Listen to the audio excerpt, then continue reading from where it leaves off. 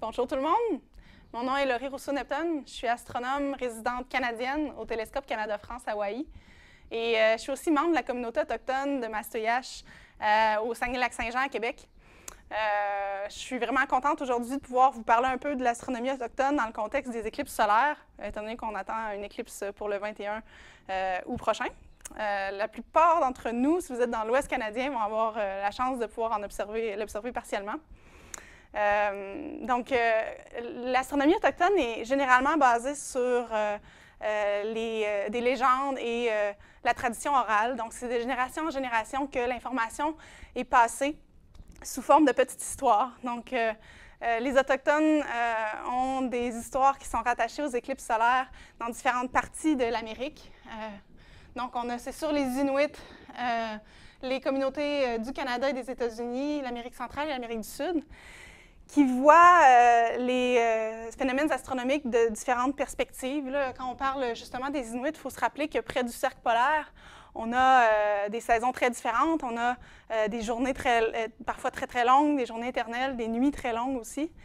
Et dans le cas de l'Amérique centrale, par exemple, on a l'autre extrême où on est vraiment près de l'équateur. Et là, on a des journées très, très cycliques standards. Donc, la façon que les Autochtones percevaient les objets célestes était très différente. Des petites histoires rapidement. Dans le cas des Inuits, le Soleil et la Lune étaient deux dieux. Le Soleil était un homme, la Lune était une femme. Et alors, lors du moment d'une éclipse, pour eux, c'était quelque chose de très effrayant. Ils avaient peur que le Soleil ou la Lune entrent dans leur maison. Et pour eux, c'était quelque chose de négatif. Donc, ils s'enfermaient dans leur maison, fermaient les portes, fermaient les fenêtres. Mais ce n'était pas nécessairement une chose négative pour toutes les communautés, pas nécessairement dans le sens où il y a des histoires, par exemple, en Ontario, au lac Temagami, il y a la communauté autochtone qui s'appelle Ndakimenan. Il y a une petite histoire que je trouve très charmante qui parle d'un chasseur, un jeune chasseur qui va tendre un piège un jour en voyant dans la neige une trace de fonte des neiges. Et il suit cette trace-là et tend son piège pour attraper la bête. Puis, le lendemain matin, le soleil ne s'est pas levé. Et là, toute sa communauté lui a demandé « Mais où as tendu ton piège?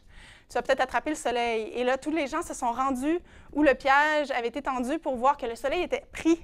La chaleur était si intense que personne ne pouvait aller défaire le piège pour libérer le soleil.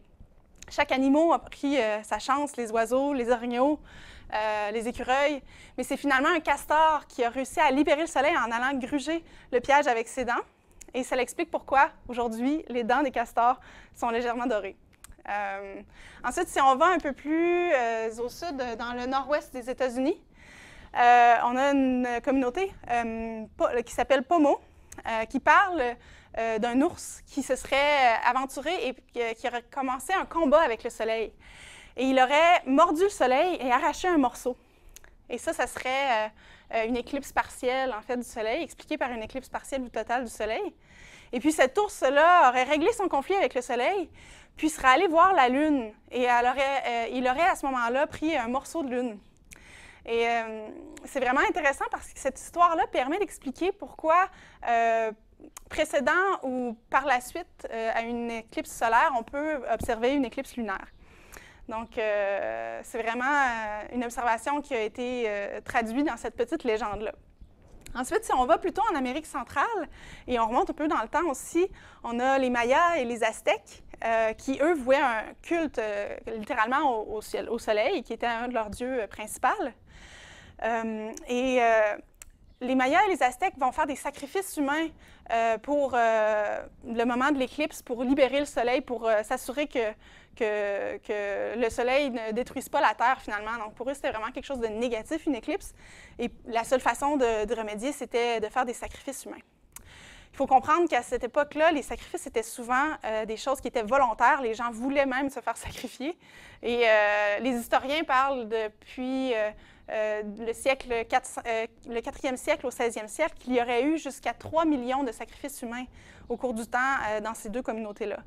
Et des gens étaient sacrifiés à tous les jours, en fait, juste pour s'assurer que le soleil parcourt son chemin habituel dans le ciel. Ensuite, si on va un peu plus au sud encore, dans l'Amérique du Sud, on a les Aztèques, les Incas. Donc, les Incas, qui eux aussi voulaient voir un culte au soleil. L'éclipse, pour eux, était le moment où le monstre jaguar, le monstre puma, allait prendre le soleil, allait engloutir le soleil. Et le puma, dans la communauté Inca, est un dieu, et le dieu de la montagne. Donc, c'est le plus grand félin de leur territoire.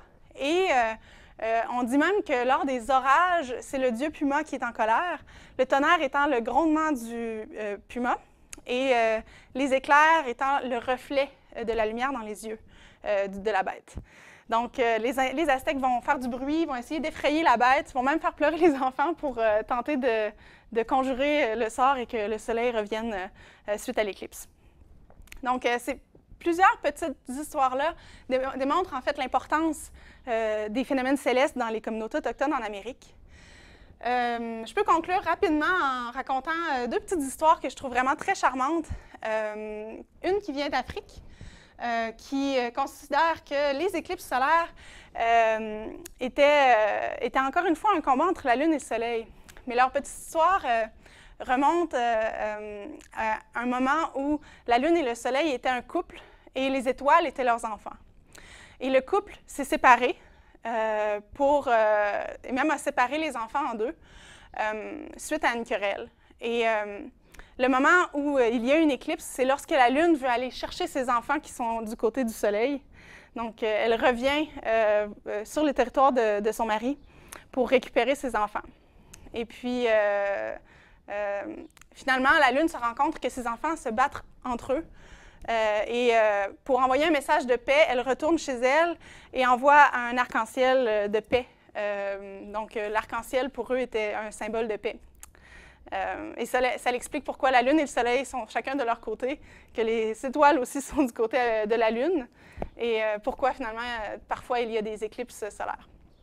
Finalement, en Australie, pour eux aussi, la Lune et le Soleil sont un couple et l'éclipse représente parfois, dans certaines communautés, le moment où les deux amoureux s'enlacent.